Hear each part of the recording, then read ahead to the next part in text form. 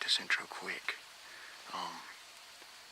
Yesterday, my Spartan GoCams sent me some pictures of some bucks in daylight hours over here at my buddy's spot, or my buddy's land. I got 4 different bucks during daylight at early morning, so I figured I'd come hunt it. I had this stand hung about 2 weeks ago. Showed up this morning, pulled my scent drag in. I had my herd 360 scents. I had got my doe in heat, and my boss dominant buck. That's what helped me kill my big buck last year. He had his nose to it when I shot him.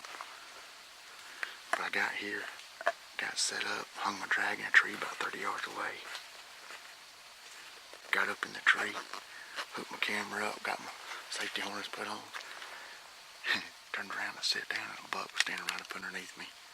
He wasn't a big buck, I wasn't a shooter, but he was a buck. I looked down, there's a damn pod spot right underneath the stand that I hung. Around 2 weeks ago, I guess, week and a half. So apparently they are moving. I got my arrow knocked and I got a Black Hornet on it. Made a weird shot on a doe last week. You can check the video out on my channel.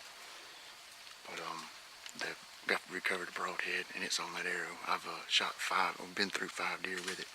4 recovered, and the one last week I didn't recover, but I did get the broadhead. But it has been through 5 animals. This will be number 6 today, I hope. But it's the Black Hornet's razor. If you've been watching any of my videos, you know I love this head. It's devastating and tough as they come, buddy. I mean, it is just wicked tough. I beat the crap out of it, and they just keep asking for more abuse. But anyway, I'm gonna go ahead and sit back and wait, because it's about time. I was getting pictures yesterday, so I don't want to be scaring them off before they get to me. Stay tuned, let's see if we get something.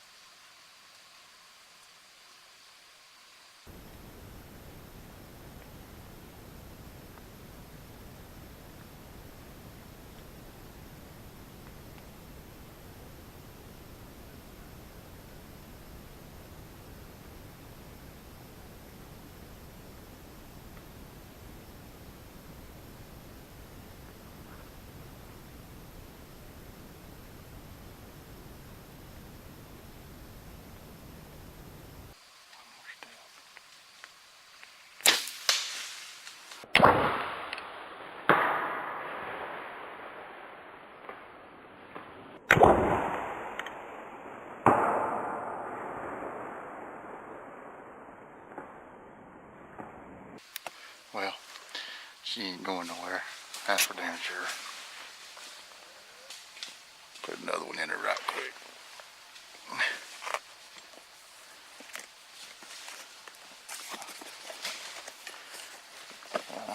She's been got where I can't get to her now.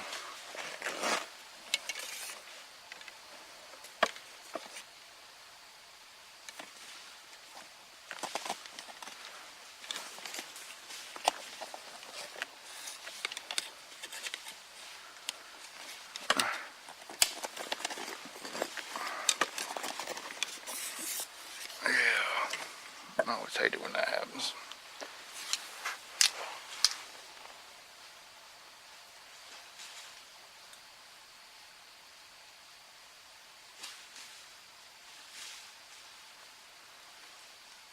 I'm knocking the other one. Since she gets in this other shooting line, I'll go ahead and take her out. I'll be back with you in a few minutes.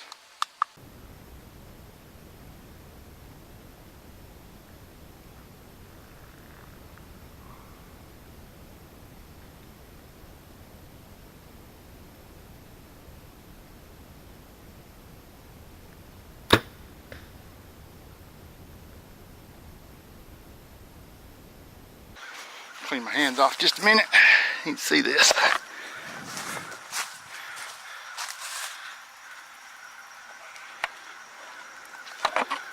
Can you see that?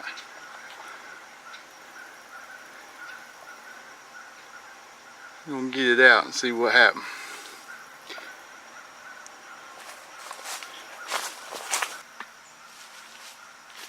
Got it. Not sure if you can. Whoops. I'm gonna tell a whole lot. Doesn't look like she's damaged at all into the spine. I think I had a problem with my inserts. It's like the third insert that's come out. I think the place that's putting them in ain't using the right stuff. I think I noticed the other day they were using something other than an epoxy. But see if you can see real good.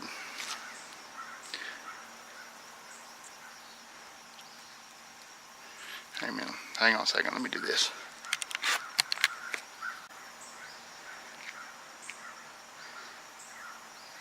Nothing wrong with it. I don't see nothing wrong with it, nothing loose. Bleeder blades look good. We'll get her cleaned up and have a better look at her later. But let me get this thing done so I can get to the house. Hey, number 6. Broadhead looks like she's still good to go. So we'll get to the house and put it on another arrow. I'm running out of arrows. I need to find somebody who builds arrows as good as Magnus builds broadheads. But let me let this girl down and get her to the processor. It actually got up, it's close to 70 degrees now.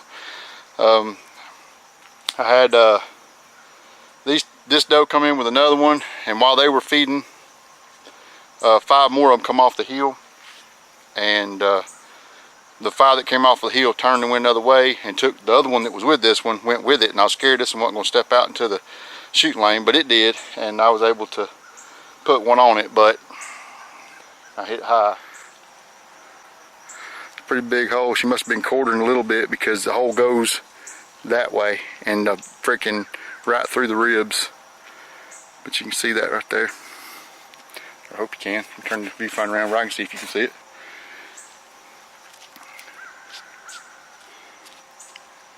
There's the hole. But you notice how it's not going in. The actual hole going in is that way. Brush all the hair out of the way, and you can see that's a, you ain't cut it or nothing. That's the hole that it made. It's just with all the hair out of the way.